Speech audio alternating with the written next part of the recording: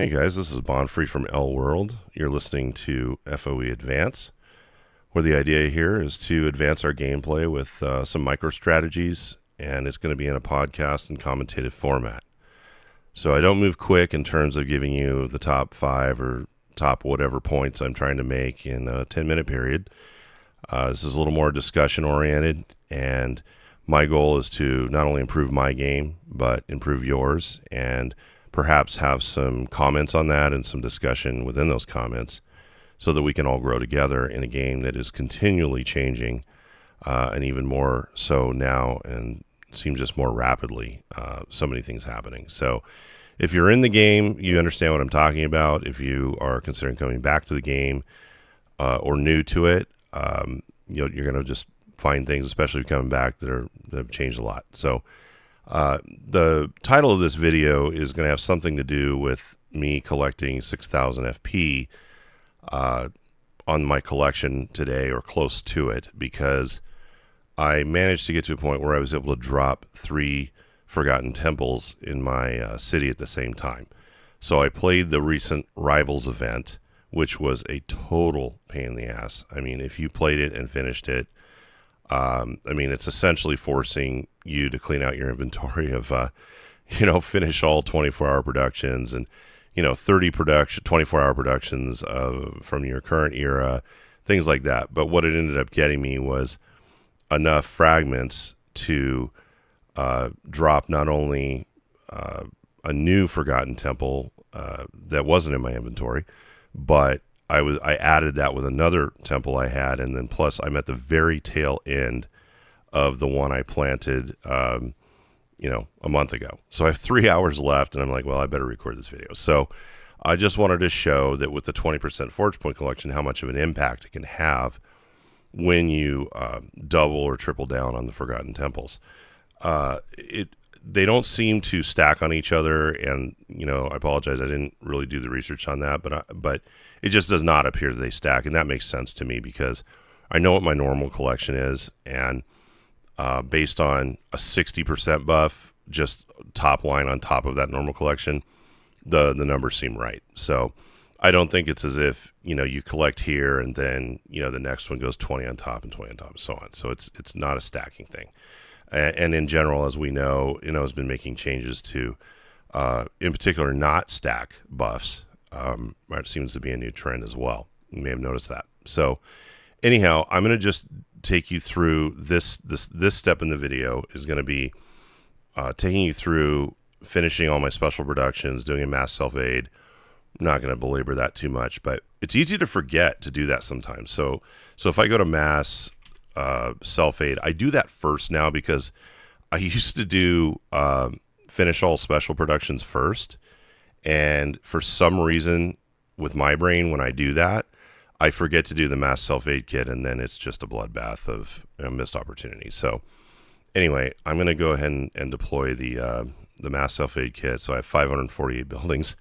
Thanks, Inno, for creating all these tiny little things that need to be motivated and polished, and it's impossible to do that with the amount of friends one has, or the limitation of friends that one would have in the game currently. So hopefully you're creating mass self-aid kits on a regular basis.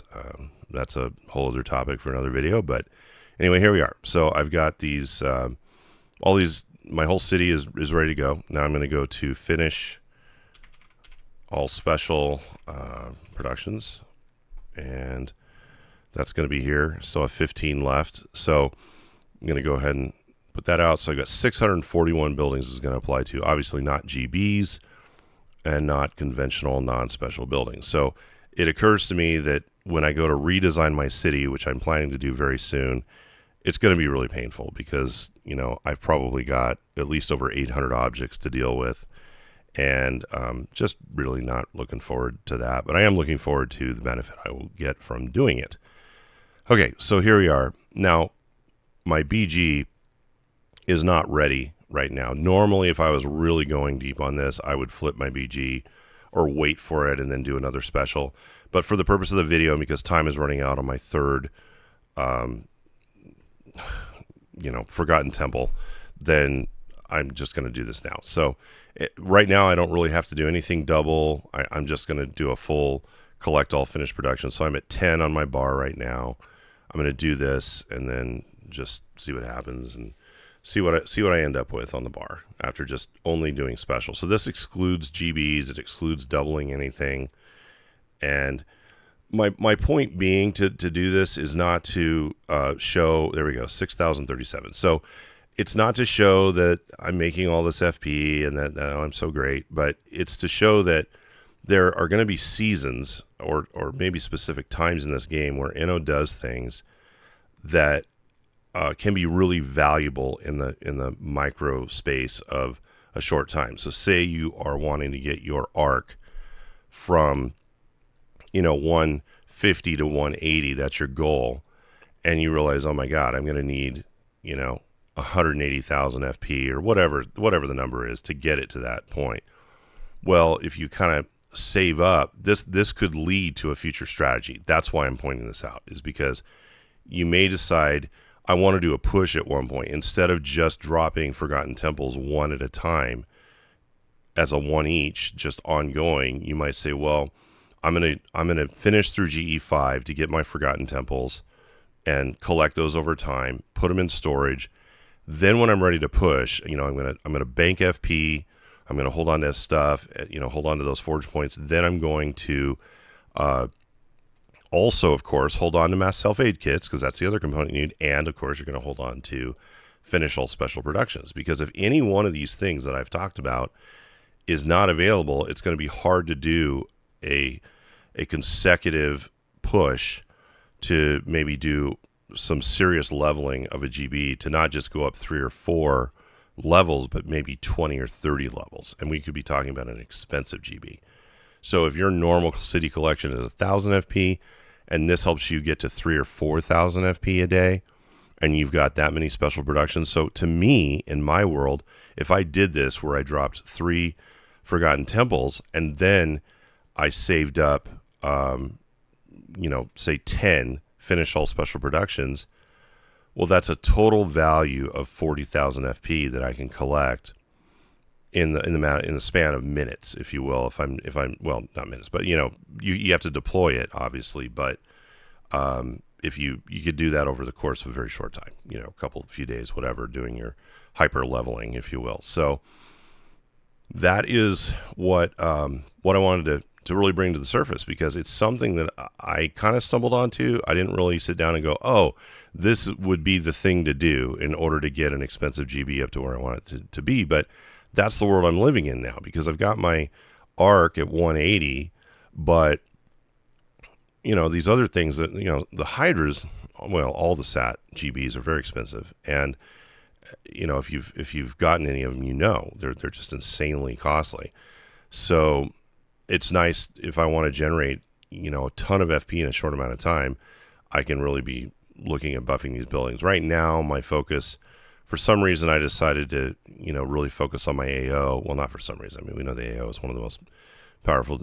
second to the ARC, it's the most powerful GB in the game. But if I want to get this to 180 at least, I've got some serious FP to spend, money to spend, so to speak.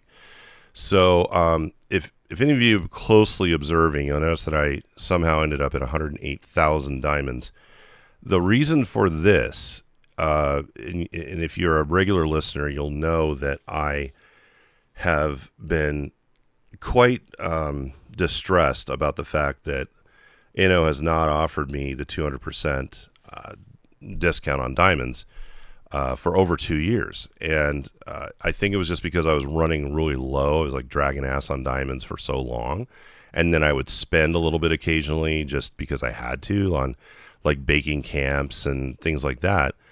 And then just finally one day it showed up and said, here, 200%. So, I gradually set some budget aside for the game, and clearly I had not been buying diamonds for 2 years. So I was like, well, when that comes up, I'm gonna go deep. So I did, and I spent, I guess it would be $300 on the 200% thing. Actually, I spent $100 on one, and I stopped. I was like, okay, that's pretty good. Then like a week and a half later, it was like, hey, 200%. You know, you already have 40,000 diamonds in your inventory. You don't need more, but we're going to offer you the 200%. So kind of like banks, when you need a loan, they give you an umbrella on a rainy day. And when you really need money, you know, they're like, you know, get out and we need to talk to the next guy. So I went ahead and then the second time on the second offer, I bought the $200 option, and that got me to where I am now. So I'm hoping this amount of diamonds will last me for a very long time, as I feel like I'm, you know, been suckered into spending more to keep the abuse coming. So that's that, and maybe that'll encourage you guys that haven't gotten a diamond offer to stick around long enough until you do get one, I guess.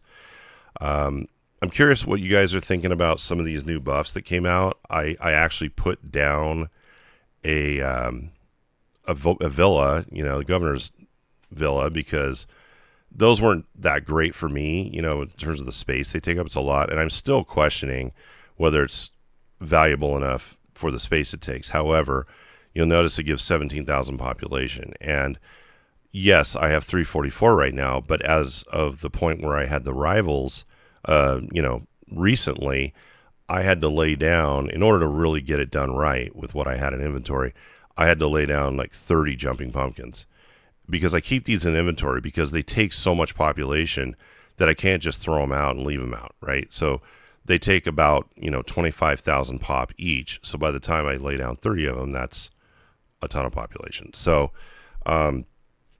you know, that worked out. I keep generally,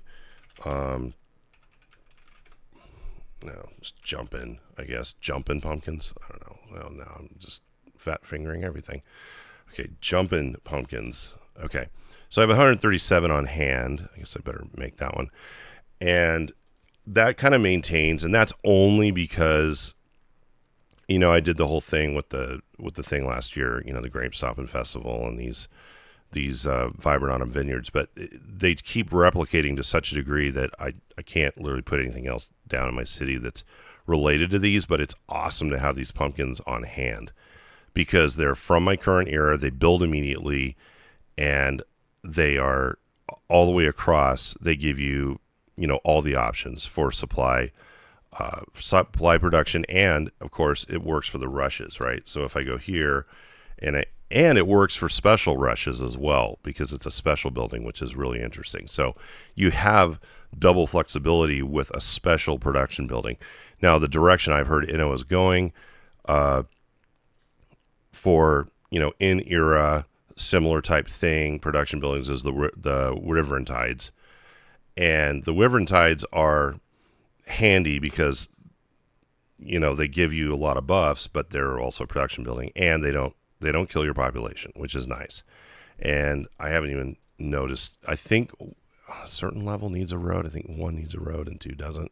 Like, see, this one doesn't need a road. It's just where I had it. And so this is going to be taken care of when I redesign my city, because I have a ton of stuff sitting on roads right now that doesn't need to be on roads because, you know, things get messy, and this city looks like, you know, a total nightmare right now, and it's long in the tooth. So, you know, it's time. And I'm going to be doing at least 1 or more videos on my decision tree related to what I'm going to keep in the city at this point and what I'm going to omit and why, based on actual statistics and actual numbers. So got a couple different tools I'm going to use for that. I'm going to show you those tools because I just want to show you my work so that you understand how I'm making my choices, why I'm doing what I'm doing based on what I have. But you can do the same thing. Even if you have nothing similar to what I have in inventory, you can still make decisions based on certain weights that, as you know, fancy as that sounds, it's very simple, and I can show that, and I will show that. So just not in this video because I don't want it to be 2 hours long. So that is that. I want to think if there's anything else I wanted to address before I sign off on this one. Looking forward to the future events. I'm curious, did on these recent events, did you guys pick up some of these selection kits, you know, for the Euros and or for the Feta farms, like the Mediterranean Memories selection kit? I only ended up putting down 1 more Aegean even though I like those selection kits, I just felt like I didn't want to spend too much. But then it's like, wow, 141 FP is really significant for that. So that's pretty rad, because that upgrade kind of came out of this thing recently, and it's like, wow, maybe I should have pressed in a little bit more on that. But curious what you think of those. I mean, to me, they're not as great as the Cider Gardens because they're a 2x2, but they also offer different features, right? So as of now, in terms of GB deletions, just a little checking as I've been gone a while. Still no regrets on deleting my my Traz, because I'm just generating so many units with all these other buildings. Again, not recommended for everybody. Is in fact very not recommended for certain cities, just depending on what you're doing and what your strats are. So whenever I recommend a GB deletion or a question on how high to take it, all has to do, it's like an inductive thing you got to look at with your gameplay, your strategy, your growth plan, and your current inventory. So anyway, yeah, take all that with a grain of salt, because I still have some what most people consider crappy buildings, GBs in my city. Like I've got a Cape, and I've got a Tor, and I have a I have a Himeji, so, and a Kraken. So I'm no paragon of like, listen to me, delete these buildings and keep these, because I'm just talking about like what made sense for me and how you might want to approach that, because I keep all these GBs, well, especially the Kraken, the Himeji, and what was the other one I mentioned? I'll come across it in a minute. Oh, the Cape, because I like these buildings. I just like them for my own personal reasons, and I like the aesthetic, and so I'm not going to delete them. I'm not aesthetic in general, as you can see by the repetition I have in my city, but I've allowed myself with a mild OCD to like just be able to celebrate certain GBs in my city, but they don't have to lay out a certain way. So that's where I'm at on that, and I'm going to then after this post more videos on my rebuild. So thanks for watching, and please make comments and questions, whatever. Glad to be engaged again here in late August, and we'll talk soon. Take care.